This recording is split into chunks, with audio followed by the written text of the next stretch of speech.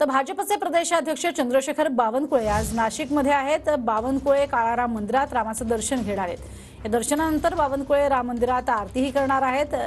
राम मंदिर उद्घाटनापूर्वी बावनकुळे काळाराम मंदिरात दर्शनाला जाणार आहेत। ठाकरेंच्या नाशिक दौऱ्याआधी बावनकुळे आज महाआरती करणार आहेत। तर बावनकुळे हे काळाराम मंदिरामध्ये येणार आहेत, त्यासाठीचा पोलीस बंदोबस्त तैनात असलेला आपल्याला पाहायला मिळतोय। तर दुसरीकडे भव्य दिव्य असं राम मंदिर हे अयोध्येमध्ये होत आहे, त्या अनुषंगाने आणि त्या संदर्भातला असा आढावा घेतलेला आहे आमचे प्रतिनिधी चंदन पूजाधिकारी यांनी। भाजपचे प्रदेशाध्यक्ष चंद्रशेखर बावनकुळे आज नाशिकच्या ऐतिहासिक काळाराम मंदिरामध्ये महाआरती करणार आहेत।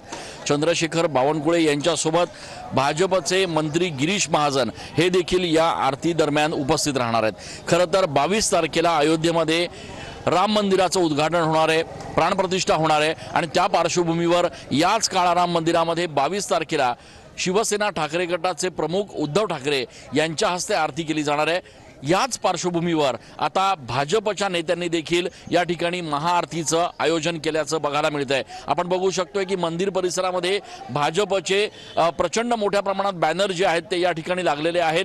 चंद्रशेखर बावनकुळे यांचा हा दौरा जो आहे तो खरं तर पंतप्रधान नरेंद्र मोदी यांची 12 तारखेला नाशिकमध्ये जी सभा होणार आहे त्या सभेचा आढावा घेण्यासाठी हा संपूर्ण दौरा असल्याचं सांगितलं जात आहे। गिरीश महाजन हे देखील आजपासून जवळपास 4 दिवस नाशिकमध्ये मुक्कामी असणार आहेत आणि नरेंद्र मोदी यांच्या दौऱ्याची जय्यत तयारी जी आहे ती सध्या नाशिकमध्ये एकीकडे सुरू आहे, तर दुसरीकडे भाजपच्या वतीनं आज चंद्रशेखर बावनकुळे गिरीश महाजन हे काळाराम मंदिरामध्ये महाआरती करणार आहेत आणि त्यामुळे आता संपूर्ण नाशिकमध्ये सध्या राममय अशा पद्धतीचं वातावरण बघायला मिळत आहे। कॅमेरा पर्सन आकाश शेवलेसह मी चंदन पूजाधिकारी, TV9।